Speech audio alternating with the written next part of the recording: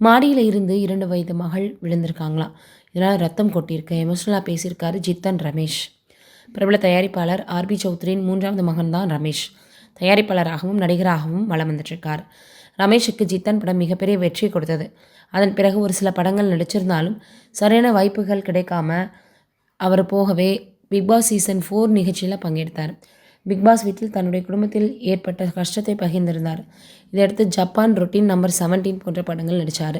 சமீபத்தில் ஜித்தன் ரமேஷ் அளித்த பேட்டியில் பலர் என்னிடம் வந்து நீங்கள் சூப்பர் நடிகர், அந்த படத்தை பார்த்தேன் சூப்பர் அப்படின்னு பொய்யா புகழ்வாங்க.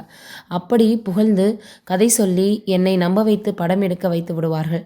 ஆனால் பின்தான் தெரியும் அவர்கள் என் முதுகில் குத்தியது. இதுபோல் பலர் என்னை ஏமாற்றியிருக்காங்க.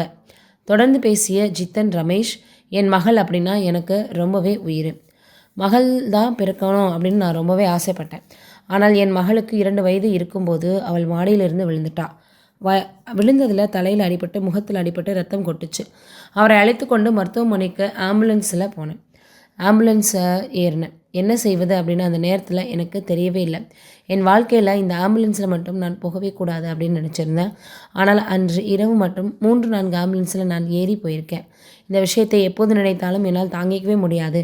என் வாழ்க்கையில் நான் மறக்கணும் அப்படின்னு நினைக்கக்கூடிய ஒரே ஒரு விஷயம் இதுதான் அப்படின்னும் இப்போ ஜித்தன் ரமேஷ் அவர்கள் எமோஷ்னலாக பேசியிருக்காரு.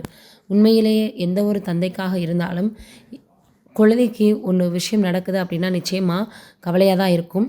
அதுலேயும் பார்த்திங்கன்னா உண்மையிலேயே நம்ம அதிகமாக பாசம் வச்சுருக்கக்கூடிய குழந்தைகள் யாராக இருந்தாலும் சரி, நம்மளுக்குன்னு சில விஷயங்கள் நம்ம துடிக்கலை அப்படின்னா கூட தானாடா விட்டாலும் தன் சதை துடிக்கும் அப்படின்னு சொல்லுவாங்க.